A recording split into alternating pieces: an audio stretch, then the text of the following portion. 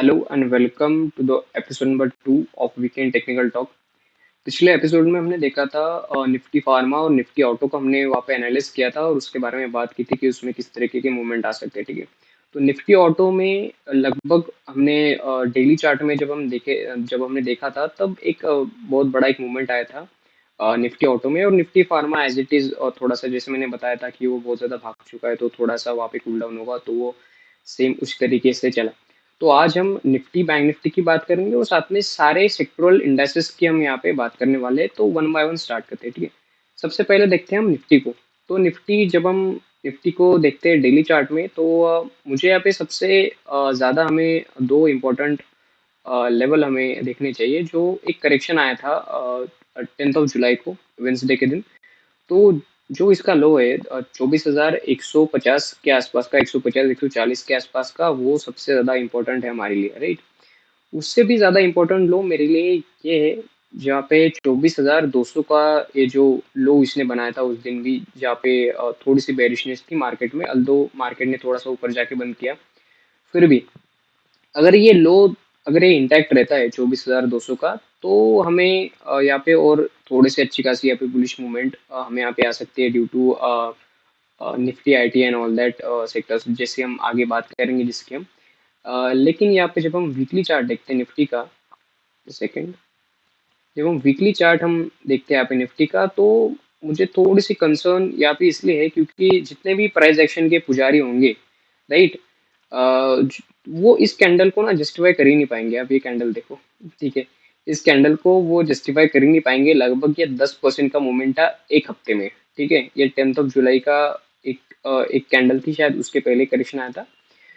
तो इस कैंडल को ना, मतलब जस्टिफाई आप कर ही नहीं पाओगे किसी भी तरीके से कि भाई ये क्या था। मतलब ये 10 जुलाई को था, ये जून के महीने में था। ठीक है, सॉरी माफ करना, ये जून के महीने में था, जो इलेक्शन के रिजल्ट आए थे उस दिन का इसने लो बनाया था। और ये लगभग लगभग ये 10% का मूवमेंट था, ठीक है, उस एक हफ्ते में। ठीक है, तो आप 1% का मूवमेंट अगर, सॉरी 10% का मूवमेंट अगर निफ्टी में आता है, तो मतलब जाहिर सी बात है यार, स्टॉक तो मतलब 30-40% के आसपास वहाँ पे मूव करेंगे, कुछ कुछ जो सिलेक्टेड स्टॉक्स होंगे।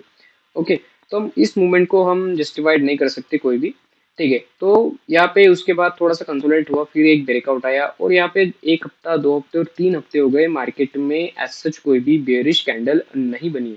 ठीक है, सबसे ज्यादा कंसर्न इसलिए होता है जब भी कोई हफ्ते में अगर कोई बेरिश कैंडल अगर ना बने, कोई रेड कैंडल अगर ना बने, कोई प्रॉफिट बुकिंग अगर ना आए, तो वहाँ पे थोड़ी सी हमें वहाँ पे कंसर्न होना चाहिए। क्योंकि वहाँ पे हो सकता है यहाँ पे अभी इस हफ्ते में कोई इंसेक्ट कैंडल बने, या फिर कोई डोजी टाइप कैंडल बने, या फिर कुछ इस तरीके की यहाँ पे हमें कुछ जो है वो कैंडल हमें फॉर्म होती हुई देखने को मिले जहाँ पे टॉप पे। ठीक है, तो हमारे लिए ये भी एक सबसे ज़्यादा इम्पोर्टेंट होगा देखना कि निफ्टी अगले हफ्ते किस तरह की कैंडल वहाँ पे बनाता है। ठीक है, तो बुलिशनेस कब आएगी निफ्टी में, अगर ये 24,550 का लेवल अगर तोड़ता है, तो वहाँ पे जितने भी कॉल राइटर्स बैठे होंगे, तो वहाँ पे और एक हमें शॉर्ट कवरिंग आने वाले टाइम में हमें देखने को मिल सकती है। ठीक है, थोड़ा सा हमें बेरिश कब होना है, जहाँ पे 24,330 का लेवल अगर ये ब्रेक होता है, इसके नीचे अगर सस्टेन करता है, तो ये दो लेवल टूटने में टाइम नहीं लगेगा, जो कि 24,200 24,150 का,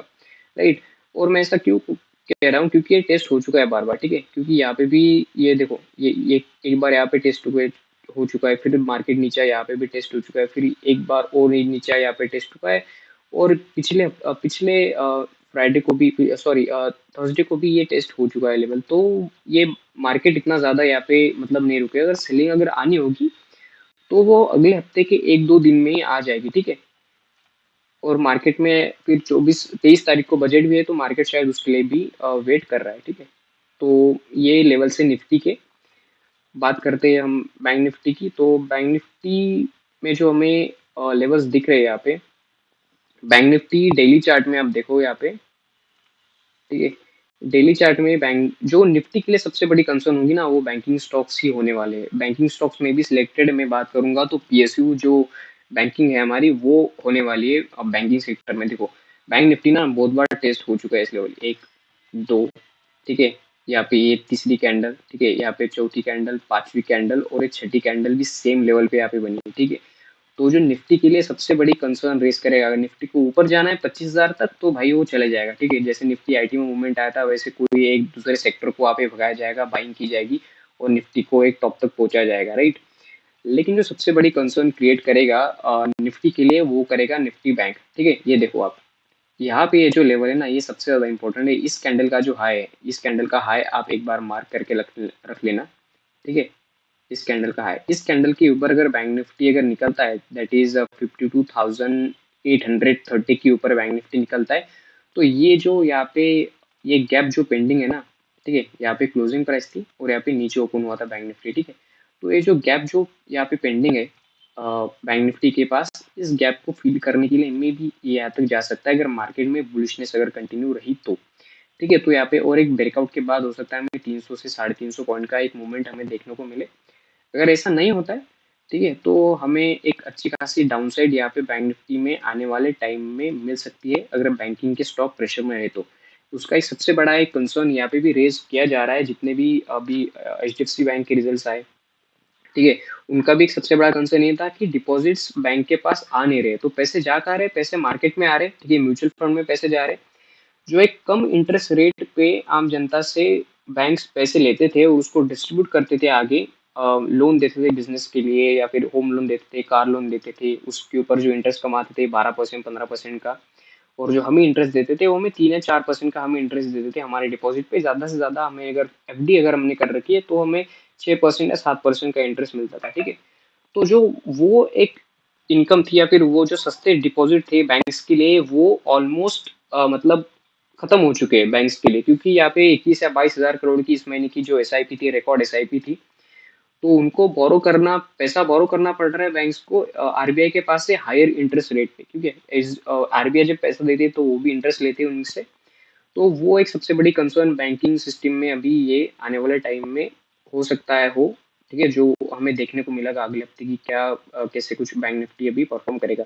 तो सबसे इम्पोर्टेंट हमारे लिए लेवल ये है, ठीक है, दैट इज 52,000 की नीचे अगर ये सस्टेन करता है, या फिर अगर एक कैंडल एक रेड कैंडल अगर क्लोज करती है 5 मिनट की 15 मिनट की, तो हमें एक अच्छी खासी डाउन साइड यहाँ पे निफ्टी बैंक में हमें देखने को मिल सकती है, ठीक है। अपर साइड का जो मुझे एक लग रहा है कि अपसाइड कितना जा सकता है बैंक निफ्टी, तो उसके लिए कंसर्न है, राइट, क्योंकि यहाँ पे एक अच्छी खासी सेलिंग आई थी बैंक निफ्टी में और निफ्टी बैंक निफ्टी के स्टॉक प्रेशर में, ठीक है। मार्केट इतना अच्छा ऊपर गया फ्राइडे के सेशन में, लेकिन बैंकिंग के स्टॉक में एज सच कोई भी ज्यादा मूवमेंट नहीं था वहाँ पे, ठीक है। एक्सिस बैंक ने संभाल के रखा था बैंक निफ्टी को। तो ये आप लेवल मार्क करके रखो, एक 52,000 का लेवल, और दूसरा लेवल ये दैट इज 51,800 के आसपास के लेवल आप ये मार्क करके रखो, क्योंकि यहाँ पे एक अच्छी खासी बाइंग आई थी, ठीक है। तो ये कैंडल हमारे लिए बहुत ज्यादा इंपॉर्टेंट है, ग्रीन कैंडल 25 जून की ये कैंडल हमारे लिए बहुत ज्यादा इंपॉर्टेंट है, जहाँ पे एक अच्छी खासी यहाँ पे बाइंग हैपनिंग हुई थी, ठीक है। इस लेवल को अगर ये नीचे की साइड तोड़ता है तो फिर मतलब एक अच्छी खासी सेलिंग अपॉर्चुनिटी यहाँ पे हमें मिल सकती है, पुट के साइड यहाँ पे पैसा बन सकता है। ओके, ये कोई बाइंग सेलिंग रिकमेंडेशन नहीं है, जस्ट हम यहाँ पे डिस्कस कर रहे हैं, ओके। निफ्टी फाइनेंस की अगर हम लोग बात करें तो निफ्टी फाइनेंस में भी सेम एज बैंक निफ्टी का स्ट्रक्चर बन रहा है, ये तो और भी ज्यादा दे रहा है, क्योंकि यहाँ पे गैप डाउन ओपनिंग हुई थी, गैप डाउन ओपनिंग होने के बाद इसने कोई ऊपर जाने की कोशिश ही नहीं की, ठीक है। मतलब ये आप मान के चलो कि ये एक हफ्ते तक एक रेंज में ही बना रहा, ठीक है। और रेंज कितनी है आप देखो एक बार, ये रेंज जो है ना ये 200 पॉइंट की रेंज है सिर्फ, ठीक है। तो जितने भी यहाँ पे कॉल बायर्स थे, पुट बायर्स थे फिन निफ्टी में, तो वो सारे निपट गए यहाँ पे, ठीक है। तो अभी दोनों साइड अगर पैसा बनना होगा, बाइंग के साइड अगर पैसा बनना होगा तो बन जाएगा, सेलिंग के साइड अगर पैसा बनना हो तो बन जाएगा। तो अपॉर्चुनिटी जो है वो निफ्टी फाइनेंस में एक अच्छी खासी बन रही है as compare to bank Nifty यहाँ पे पैसा कमाने की, ओके। बैंक निफ्टी में भी और निफ्टी में भी, ठीक है। निफ्टी अभी थोड़ा सा कूल डाउन होगा, ठीक है, इतनी अच्छी खासी बाइंग आ चुकी है निफ्टी में, तो निफ्टी भी थोड़ा सा कूल डाउन होगा, और बैंक निफ्टी ऑलमोस्ट मतलब ठंडा ही है, ठीक है। तो अगर जो बड़ा मूवमेंट आ सकता है वो निफ्टी फाइनेंस में आ सकता है, या फिर उनके स्टॉक आप देख सकते हो कि कौन से स्टॉक उस सेक्टर में आते हैं, ओके। तो हम यहाँ पे बात करेंगे अभी निफ्टी मिड कैप की। निफ्टी मिड कैप ऑलमोस्ट यहाँ पे आप देखो वो भी एक रेंज में ही बना हुआ है। अभी निफ्टी मिड कैप के जो जितने भी स्टॉक्स है ना, वहाँ पे एक और ज्यादा एक चीज यहाँ पे हो सकती है, मैं आपको बताता हूँ, क्योंकि अपने रेजिस्टेंस के पास ना कंटिन्यू होल्ड कर रहा है, ठीक है। तो यहाँ पे हो सकता है थोड़ा सा और होल्ड होल्ड करके एक ब्रेकआउट दे दे, ठीक है, मार्केट में अगर उस तरीके का मूवमेंट अगर कंटिन्यू होता है तो, या फिर ये हो सकता है यहाँ पे नीचे आए और यहाँ पे नीचे यहाँ पे सस्टेन करे, ठीक है।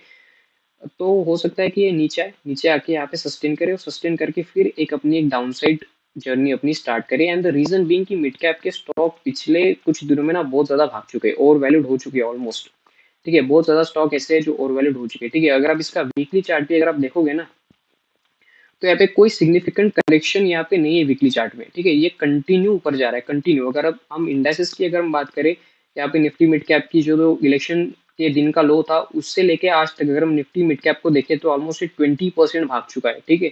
20%। अगर निफ्टी मिड कैप के अगर आप स्टॉक्स को आप सिलेक्ट करोगे इंडिविजुअली वन बाय वन जाके, तो वो स्टॉक में ऑलमोस्ट 35%, 40%, 50% का भी मूवमेंट आ चुका है, ठीक है।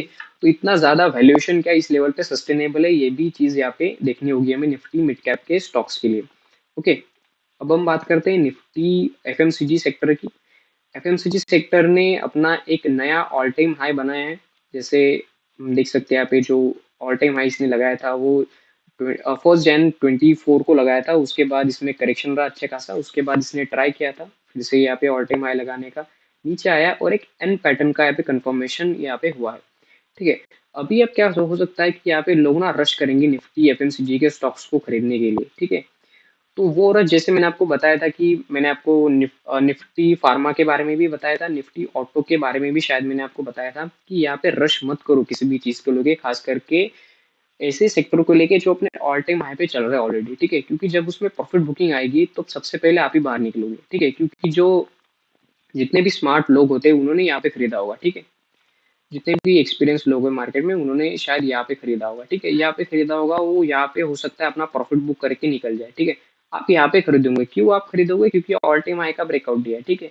मैं हमेशा कहता हूँ कि आप एक रीटेस्ट के लिए आप हमेशा वेट करो, वो इस लेवल पे वापस आएगा। टाइम लगेगा, 1 हफ्ता लग सकता है, 2 हफ्ता लग सकता है, 3 हफ्ते भी लग सकते हैं इस लेवल पे वापस आने के लिए, लेकिन वापस आएगा।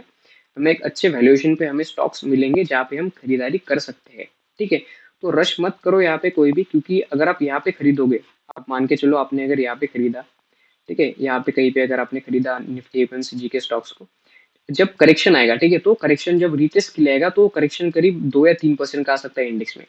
इंडेक्स जब 2 या 3% टूटता है तो उसमें जो स्टॉक्स होते हैं, पार्टिसिपेंट्स होते हैं उस इंडेक्स के, वो करीब करीब 6-7%, 8%, कभी कभी 10% का भी उसमें करेक्शन आता है, ठीक है।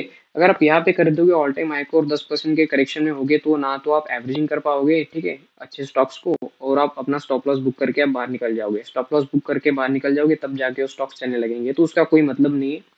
तो थोड़ा सा यहाँ पे वेट एंड वॉच की सिचुएशन निफ्टी एफएमसीजी में भी बन रही है, ठीक है। क्योंकि डेली चार्ट भी अगर आप देखते हो तो करीब ये 3-4-5 दिन से कंटिन्यू एक अपवर्ड ट्रेंड अपना मेंटेन करके रखा हुआ है, ठीक है। जब भी एक अपवर्ड ट्रेंड एक कंटिन्यू उसको करना होता है तब एक हेल्दी करेक्शन की नीड होती है, ठीक है। क्योंकि जो कमजोर लोग होते हैं जिन्होंने यहाँ पे खरीदा, यहाँ पे खरीदा, यहाँ पे खरीदा, एक अगर इस तरीके की रेड कैंडल अगर बन जाए ना बहुत बड़ी, जहाँ पे 3-4-5 दिन का मूवमेंट पूरा एक दिन में ही कवर कर ले, तो जितने भी लोग जो यहाँ पे घुसे होंगे ना वो सब बाहर निकल जाएंगे और फिर एक नई एक ट्रू रैली स्टार्ट होती है किसी भी बुलिश मार्केट में। ओके, तो ये थी निफ्टी एफएमसीजी की बात। निफ्टी आईटी की बात करेंगे। निफ्टी आईटी के बारे में शायद कुछ बोलने जैसा है ही नहीं, क्योंकि करीब 5 या 6% का मूवमेंट था निफ्टी आईटी में ड्यू टू आईटीसी। उसके ऊपर भी मैंने वीडियो बनाया था कि किस तरीके का मैनिपुलेशन शायद हो सकता है स्टॉक मार्केट में, खास करके स्टॉक्स को लेके। तो कुछ इस तरीके का मूवमेंट था निफ्टी आईटी में पिछले कुछ दिनों में। ये वीकली चार्ट है निफ्टी आईटी का, जहाँ पे आप देख सकते हो कि एक इसने इसका जो एक ऑल टाइम हाई है, वो ये ऑल टाइम हाई के पास अभी एक रुका हुआ है, जो 7 फरवरी 2022 को इसने अपना ऑल टाइम हाई बनाया था, और उसके बाद एक अच्छा खासा इसमें करेक्शन रहा था, ठीक है। और फिर से एक बार इसने ट्राई किया था, लेकिन एक बार में कोई भी रेजिस्टेंस, कोई भी स्टॉक हो या फिर इंडाइसिस हो, वो ब्रेक नहीं करता, ठीक है। तो एक इसमें अच्छा करेक्शन आया और एक वन साइड रैली इसमें आई है, ठीक है। जब भी वन साइड रैली आएगी, ठीक है, अभी जब देखो इसको अगर रेजिस्टेंस अपना ब्रेक करना होगा ना, तो वो एक कैंडल में नहीं करेगा। अगर वो सस्टेन करना होगा इसको, तो ठीक है, सस्टेनेबिलिटी की हम यहाँ पे बात करें कि अगर इसको सस्टेन करना होगा तो यहाँ पे थोड़ा सा टाइम पास करेगा, 1 हफ्ते 2 हफ्ते यहाँ पे टाइम पास करेगा और फिर जाके ये ब्रेकआउट देगा ऊपर की साइड, अपना एक ऑल टाइम हाई को रेजिस्टेंस को ब्रेक करेगा और एक अच्छी खासी बुलिश कैंडल के साथ उस हफ्ते की क्लोजिंग होगी। ये बात याद रखना, ठीक है। तो अभी कोई रिकमेंडेशन या फिर किसी तरीके की इसमें भी आप रश मत करो, क्योंकि निफ्टी आईटी के भी ऑलमोस्ट सारे स्टॉक्स अपने एक अच्छे खासे लेवल पे भाग चुके हैं। तो इसमें भी एक वेट एंड वॉच की इसमें सिचुएशन बनती है। ओके, निफ्टी आईटी में अभी हम देखेंगे निफ्टी मेटल इंडेक्स को।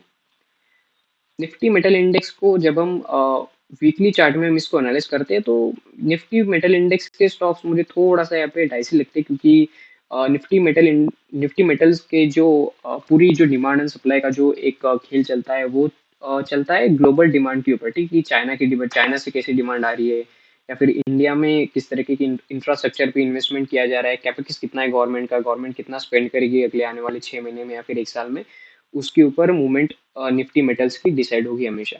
ठीक है, तो निफ्टी मेटल में मतलब क्या कोई रिवर्स निकल के नहीं आते, क्योंकि ये बहुत बड़ा मूवमेंट था। ठीक है, ये बड़ा अगर आप मूवमेंट देखोगे तो 15% का मूवमेंट था। ठीक है, स्टॉक्स में अगर इसके करेक्शन होगा भी तो ये इसके बीच में ही यहाँ पे घूमते रहेगा। ठीक है, आप ये लेवल आप देख लेना, ये एक हाई, ठीक है, और एक इसका लो। ठीक है, तो बस एक दो लेवल आप देखते रहना। ठीक है, इसके नीचे अगर मार्केट आता है, जो कि शायद नहीं आएगा, मे बी 15%, तो एक बेरिश मूवमेंट आ सकता है निफ्टी मेटल के स्टॉक्स में, और इसके ऊपर अगर निकले तो एक अच्छा खासा ब्रेकआउट हमें निफ्टी मेटल के स्टॉक्स में हमें देखने को मिल सकता है। ठीक है, कोई बाइंग सेलिंग रिकमेंडेशन नहीं निफ्टी के लिए, क्योंकि ये ऑलमोस्ट एक अगर आप रेंज देखोगे ना तो ये करीब 15-16% की रेंज है, 16.5% की, 16.5% की रेंज निकल के आती है। तो इतना बड़ा मूवमेंट शायद नहीं होगा और इसके बीच में ये कहीं पे घूमता रहेगा। ठीक है, निफ्टी ऑटो की बात कर लेते हैं। निफ्टी ऑटो में एक मुझे जो सबसे एक बेरिश पैटर्न होता है, एम पैटर्न, वो मुझे निफ्टी ऑटो में अभी दिख रहा है। ठीक है, क्योंकि यहाँ पे देखो आप, एग्जैक्ट यहाँ पे एम पैटर्न मुझे दिख रहा है, एग्जैक्टली एम पैटर्न मुझे यहाँ पे निफ्टी ऑटो में दिख रहा है। ठीक है, ये देखो, यहाँ पे एक हाई बनाया, उस हाई को ब्रेक नहीं कर पाया, एक बड़ा मूवमेंट आया था जैसे हमने डिस्कस किया था पिछले टेक्निकल टॉक की वीडियो में। बड़ा मूवमेंट आया लेकिन वो मूवमेंट सस्टेन्ड नहीं कर पाया। ठीक है, ड्यू टू, क्योंकि मारुति में भी एक बड़ा मूवमेंट आया था, पूरी रैली मारुति ने लीड की थी निफ्टी ऑटो में। मैं थोड़ा सा उस टाइम पे गलत हुआ था, मुझे लगा था कि निफ्टी ऑटो में अगर कोई रैली आएगी तो वो उस रैली को बजाज ऑटो लीड करेगा, क्योंकि उनकी नई व्हीकल लॉन्च हुई थी। बट मारुति ने उस रैली को लीड किया था, बट मारुति में भी ब्रेकआउट सस्टेन नहीं हो पाया। फिर महिंद्रा महिंद्रा में भी थोड़ा सा एक करेक्शन था, बहुत अच्छा खासा। लेकिन यहाँ पे भी एक सबसे बड़ी कंसर्न वाली बात यही है निफ्टी ऑटो के लिए कि ये लेवल ब्रेक नहीं होना चाहिए किसी भी तरीके से। अगर आपकी अगर बुलिश ट्रेड अगर आप प्लान कर रहे हो तो 24,840 के आसपास का लेवल निकल के आता है। ये अगर ब्रेक हुआ तो हमें फिर ये लेवल देखने को मिल सकता है, जो कि है 24,300 के आसपास का, और फर्दर करेक्शन यहाँ पे कंटिन्यू हो सकता है, क्योंकि एम पैटर्न का जब ब्रेकडाउन जब होता है एम पैटर्न का, तब वो थोड़ा सा काइंड ऑफ बेरिश आप ज़्यादा मान के चल सकते हो उसको। ठीक है, तो निफ्टी ऑटो में आप देख लो, एम पैटर्न मुझे दिख रहा है डेली चार्ट में, वीकली चार्ट में भी एक करेक्शन वहाँ पे पेंडिंग ऑफकोर्स दिख रहा है, पूरे मार्केट में दिख रहा है वैसे तो, लेकिन निफ्टी ऑटो थोड़ा सा बेरिश दिख रहा है। निफ्टी फार्मा की पिछले एपिसोड में भी जब हमने बात की थी तो ये बात की थी कि निफ्टी फार्मा के स्टॉक्स आप थोड़े से अवॉइड करो अभी ट्रेड करना। अल्दो निफ्टी फार्मा के कुछ सिलेक्टेड स्टॉक्स थे दिन में जिनमें मूवमेंट था, बट जो बाकी जो स्टॉक्स स्टॉक्स थे निफ्टी फार्मा के, उसमें एक अच्छा खासा करेक्शन आया था, क्योंकि वो भी ऑल टाइम हाई पे चल रहे थे। और यहाँ पे कंफर्म एक पैटर्न हो गया, जिस जब भी एक अप ट्रेंड में जब इस तरीके की जब कैंडल बनती है, ठीक है, इस तरीके की जब कैंडल बनती है, ये रेड कैंडल जब भी बनती है इस तरीके की, तो वहाँ पे एक एग्जॉशन मूव आता है। ठीक है, क्योंकि यहाँ पे बायर्स भी परेशान हो चुके हैं भाई, बहुत रैली एंजॉय करी उन्होंने, सेलर्स भी परेशान हो चुके हैं सेल कर करके। ठीक है, क्योंकि सेलर नीचे लेके आए, बायर्स फिर से ऊपर लेके गए। ठीक है, लेकिन ये जो मूवमेंट था ये सस्टेन नहीं हुआ। तो इसमें जो इंपॉर्टेंट लेवल है वो है 20,800 के आसपास का निफ्टी फार्मा में। तो उस लेवल को आप देख सकते हो। और जो सबसे इम्पोर्टेंट जो मुझे लगता है, इस कैंडल का लो, इसी रेड कैंडल का लो जो मुझे लगता है, क्योंकि एक इनसाइड कैंडल बन चुकी है यहाँ पे। ठीक है, अगर ये करेक्शन आया तो ये जो लो था ना, ये एक दिन में ये तोड़ देगा शायद। ठीक है, ये हो सकता है एक दिन में तोड़ दे लो। ठीक है, तो इस लो को आप मार्क करके रखो, दोनों चीज़ों को। ठीक है, इस लो को मार्क करके रखो और साथ में आप इस हाई को भी मार्क करके रखो। ठीक है, और यहाँ पे क्या हो रहा है, यहाँ पे एक इनसाइड कैंडल भी बनी है। ठीक है, मार्केट इस प्राइस के नीचे है लेकिन ऊपर फिर बायस उसको लेके गए due to further movement in overall market, bullish movement in overall market, right. तो यहाँ पे आप वो देख सकते हो निफ्टी फार्मा को। निफ्टी फार्मा भी में भी एक करेक्शन पेंडिंग है, ऑल टाइम हाई पे चल रहा था, करेक्शन आएगा फर्दर तो वो इस लेवल तक आ सकता है, 19,900 के आसपास तक आ सकता है। इस लेवल को वापस टेस्ट करने आ सकता है जहाँ से इसने ब्रेकआउट दिया था। तो वो आप ध्यान रखो इस लेवल को। निफ्टी पीएसयू बैंक के बारे में देखते हैं, जो कि सबसे ज्यादा इंपॉर्टेंट है, ठीक है, जो कि एक बेरिशनेस ओवरऑल मार्केट में ला सकता है। निफ्टी पीएसयू बैंक ना, देखो पूरा मार्केट ऊपर है, निफ्टी ऑल टाइम हाई पे चल रहा है, बैंक निफ्टी में एक अच्छा खासा मूवमेंट था, प्राइवेट बैंक्स ने बैंकों में एक अच्छी खासी रैली थी। लेकिन निफ्टी पीएसयू बैंक्स में बहुत ज्यादा मूवमेंट नहीं थी, ठीक है। एक करेक्शन आया था ये 4 जून के आसपास का, जो एक बहुत बड़ी यहाँ पे मूवमेंट भी आई थी, ठीक है। उस मूवमेंट के बाद कोई मतलब इतना ज्यादा मूवमेंट था ही नहीं। आप देखो निफ्टी बैंक ने हाई लगाया, निफ्टी लगभग एचडीएफसी बैंक ने अपना ऑल टाइम हाई लगाया था, उसके बाद भी कोई फर्दर मूवमेंट निफ्टी के पीएसयू बैंक्स में नहीं थी, due to all that reason कि उनके पास भी डिपॉजिट्स वगैरह कम आ रहे थे, ठीक है, बिजनेस लोन कम डिस्ट्रीब्यूट हो रहा है, और भी शायद बहुत बहुत कुछ इश्यूज थे, खास करके सरकारी बैंकों को लेके। तो वो भी एक देखने वाली बात होगी आने वाले टाइम में कि निफ्टी पीएसयू बैंक किस तरीके से परफॉर्म करता है। निफ्टी एनर्जी की हम बात कर लेते हैं। निफ्टी एनर्जी की यहाँ पे अच्छी बात मुझे लग रही है कि यहाँ पे अपने ऑल टाइम हाई के आसपास डेली चार्ट में कंसोलिडेट कर रहा है अच्छा खासा, ठीक है। जब भी एक इस तरीके की हमें कंसोलिडेशन दिखता है ऑल टाइम हाई के पास, तो हमें हो सकता है कि एक हमें ऑल टाइम हाई यहाँ पे हमें निफ्टी एनर्जी में हमें देखने को मिले। तो निफ्टी एनर्जी के स्टॉक्स पे आप फोकस रखो, ठीक है। करेक्शन अगर आएगा तो इस लेवल के नीचे ही आएगा, जो कि ये 41,740 के आसपास का लेवल है, मतलब करीब आप मान के चलो ये जो रेंज बनती है ना, ये रेंज फिर बहुत बड़ी निकल के आती है, ठीक है। ये रेंज निकल के आते करीब 1,000 पॉइंट के आसपास की रेंज निकल के आती है, ठीक है। तब तक तो मतलब अगर ये 1,000 पॉइंट अगर नीचे आएगा निफ्टी एनर्जी, तो जो एनर्जी स्टॉक्स होंगे तो ऑफकोर्स 3% 4% नीचे आएंगे। लेकिन अगर ये यहाँ से ब्रेकआउट देता है तो यहाँ पे अच्छे खासे लॉन्ग के ट्रेड्स हमें जो है निफ्टी के एनर्जी स्टॉक्स में हमें देखने को मिल सकते हैं। बात कर लेते हैं निफ्टी रियलिटी इंडेक्स की, जो कि सबसे बड़ा अलार्मिंग सिचुएशन है मेरे हिसाब से निफ्टी रियलिटी इंडेक्स को। मेरी बात याद रखना, अगर आप वीडियो देख रहे हो तो अगर आपके पोर्टफोलियो में कोई निफ्टी रियलिटी का स्टॉक्स है, तो निफ्टी रियलिटी अपने एक मेक और ब्रेक पॉइंट पे रुका हुआ है, ठीक है। निफ्टी रियलिटी के जितने भी स्टॉक्स होंगे ऑलमोस्ट, ठीक है, बहुत सारे फंडामेंटली स्ट्रॉन्ग कंपनियां भी है, बट क्योंकि मार्केट अभी बहुत ज्यादा ओवर वैल्यूड हो चुका है, तो फर्दर करेक्शन अगर मार्केट में आता है तो सबसे ज्यादा पेन आपको निफ्टी रियलिटी के स्टॉक्स ही देने वाले, ठीक है। फर्दर पेन मार्केट में अगर आएगा तो सबसे ज्यादा जो इंडेक्स टूटेगा वो टूटेगा निफ्टी रियलिटी का, ठीक है। क्योंकि देखो यही सेम पैटर्न हमने देखा था निफ्टी ऑटो में, लेकिन निफ्टी ऑटो में भी जो है वो मंथली सेल्स उनके डाउन चल रहे हैं, ठीक है, वो भी कंसर्न है। लेकिन यहाँ पे भी ना 1 2 3 4 और ये 5 बार ये लेवल टेस्ट हो चुका है, जो कि है 1090 के आसपास का। अगर इसमें करेक्शन आया तो ये बहुत बड़ा टूट सकता है यहाँ पे नीचे, ठीक है। ये जो चैनल आप देख रहे हो ना, इस चैनल का टेस्ट करने यहाँ पे आ सकता है, ठीक है। 10 12% की हो सकता है, उससे भी ज्यादा इसमें फर्दर करेक्शन हमें यहाँ पे देखने को मिले निफ्टी रियलिटी में, ठीक है। तो रियलिटी स्टॉक्स फोकस पे रखिएगा अगर आपके पोर्टफोलियो में है। अगर आप प्रॉफिट में हो सो मेक श्योर कि आप पार्शियल प्रॉफिट बुक करो, ठीक है। अगर आप लॉस में हो, थोड़े से 2 4% के लॉस में बैठे हो, तो निकल जाओ शांति से, लॉस लो, ठीक है। अगर आपने लॉन्ग टर्म के लिए भी अगर आपने प्लान किया था तो आपको बहुत अच्छी वैल्यूएशन पे निफ्टी रियलिटी के स्टॉक्स आपको मिलेंगे, रियल एस्टेट के स्टॉक्स आपको मिलेंगे। लेकिन अगर आप प्रॉफिट में बैठे हो तो बाहर निकल जाओ, ठीक है। हो सकता है चाहे पीएसयू स्टॉक्स हो आपके पास निफ्टी रियलिटी के जो इंफ्रास्ट्रक्चर में डील करते हो, तो वो भी एक अच्छे खासे करेक्शन के मोड में आ सकते हैं। अगर निफ्टी में अगर गिरावट आई, ओवरऑल मार्केट अगर बेरिश हुआ, थोड़ा बहुत करेक्शन आया मार्केट में, तो सबसे ज्यादा दर्द जो हमें देगा वो देगा निफ्टी रियलिटी। ये बात याद रखना आप, ठीक है। निफ्टी मीडिया, अभी ये मुझे थोड़ा सा निफ्टी मीडिया यहाँ पे अच्छा लग रहा है, और एक बाइंग के परस्पेक्टिव से अगर अब हम देखें तो फिर भी हम यहाँ पे निफ्टी मीडिया की हम यहाँ पे वीकली चार्ट हम अब देखते हैं। पूरे मार्केट में एक बुलिश मूवमेंट था, ठीक है। लेकिन निफ्टी रियलिटी पूरा मार्केट ऑल टाइम हाई पे, ऑलमोस्ट सारे इंडेक्स अपने ऑल टाइम हाई पे, लेकिन निफ्टी रियलिटी अपने all time high, Nifty media अपने ऑल टाइम हाई पे नहीं। बट यहाँ पे इसमें एक इंटरेस्टिंग पैटर्न बन रहा है, पहले कि यहाँ पे कंसोलिडेशन हुआ अच्छा खासा, काइंड ऑफ एक डब्ल्यू पैटर्न बना, ठीक है। इसका ब्रेकआउट है, अभी यहाँ पे कंसोलिडेट कर रहा है। निफ्टी मीडिया में भी हो सकता है ऐसे बहुत सारे अंडररेटेड स्टॉक्स हो, अंडरडॉग स्टॉक्स हो, खास करके जो एक फंडामेंटली अपना एक स्ट्रॉन्ग प्रेजेंस बना के रखे हुए हैं, ठीक है। तो उस स्टॉक्स को आप देख सकते हो, ठीक है। मार्केट करेक्शन में आता है तो निफ्टी मीडिया के भी अच्छे खासे स्टॉक्स हमें देख सकते हैं। लेकिन जो अभी एक सिनेरियो बन रहा है, अगर आपको कुछ देखना है, कुछ खरीदना है, तो आप निफ्टी मीडिया को आप चेकआउट कर सकते हो कि निफ्टी मीडिया एक अच्छे खासे लेवल पे मुझे अभी दिख रहा है। ठीक है, अगर मार्केट में अगर करेक्शन भी आता है तो क्योंकि ये अपने ऑल टाइम हाई पे चल ही नहीं रहा है, ठीक है, तो ये ज़्यादा नहीं गिरेगा मुझे लगता है। ठीक है, अगर करेक्शन आता भी है तो आप देखो 1750 के आसपास। ठीक है, अगर ये इसके नीचे निकलता है तो ही ये बेरिश होगा, क्योंकि यहाँ पे भी एक अच्छी खासी बाइंग हुई थी।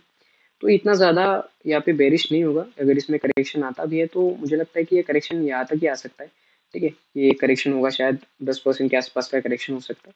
तो निफ्टी मीडिया के स्टॉक्स आप चेक कर सकते हो। ठीक है, तो हमने सारे इंडाइसेस हमने देख लिए।